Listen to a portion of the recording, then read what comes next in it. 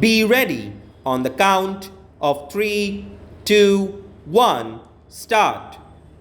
Mr. Deputy Chairman, I confess that while the bill before us has one or two good points, I am not at all happy about the form in which it has been placed before us. It does not seek to remove any of the major defects in our existing election law. We all know the serious imperfections of the Representation of the People Act 2001 that is in existence now, with such amendments as were made in 2006. But this bill, which seeks to remove defects, does not touch any of the major defects that are found in the measure. Of what use is this bill, which deals with only minor points? It deals with one or two major points also, and I shall refer to them.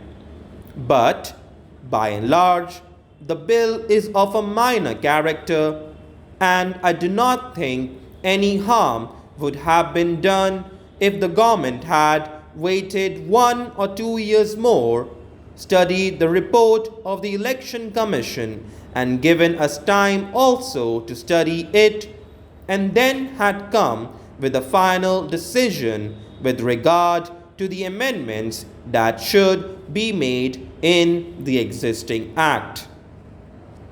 I shall refer only to one point in this connection.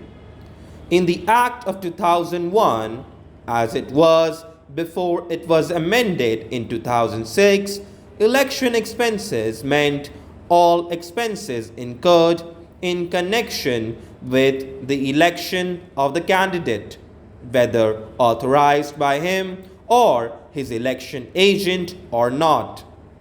In 2006, however, this restriction was removed. I mean, this connotation of the term election expenses was altered, and the return of election expenses was to relate only to the expenses incurred or authorized by the candidate or his election agent. That meant that unauthorized persons could spend money in the interest of a candidate, but the expenditure incurred by them was not to be shown in the return of election expenses.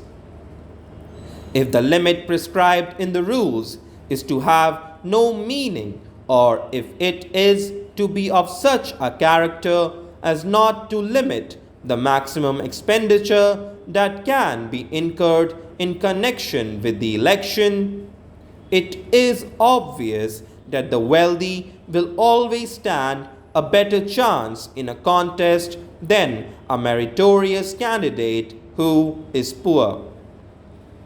But that feature has not been touched. I should like to deal with 2 or 3 new provisions that are sought to be introduced in the Act by this bill.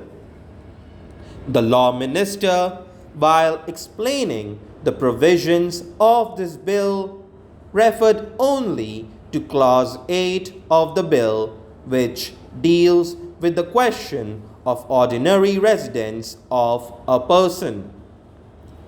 I am surprised that he did not refer, along with this, to Clause 6 of the bill. What is the significance of this omission? The candidates to the Lok Sabha are not affected in the least by this deletion of the words.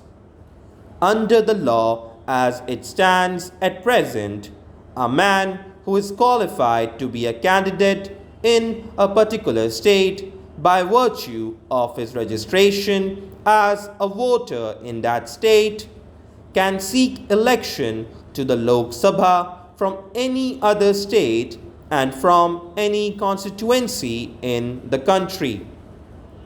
But the effect of it will be felt only by a candidate for election to the Council of States. I can very well understand the Lok Sabha readily making the change because its members are not at all affected by it. But I should like to understand the reasons that led the government to acquiesce in this change. Indeed, perhaps the government themselves proposed it in the bill. What are the reasons that led the government to suggest this change?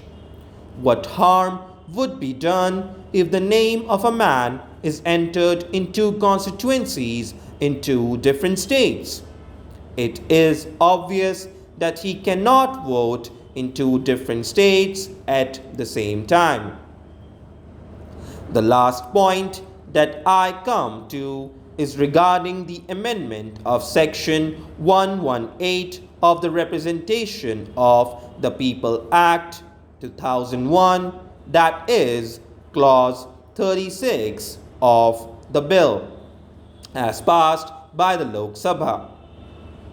The Law Minister told us that under the definition of bribery as it exists in the 2001 Act, the Supreme Court had decided that in a particular kind of cases, the offense of bribery does not exist. It might be interesting for government to note that the present state of the law is due to the amendment that was made in 2006.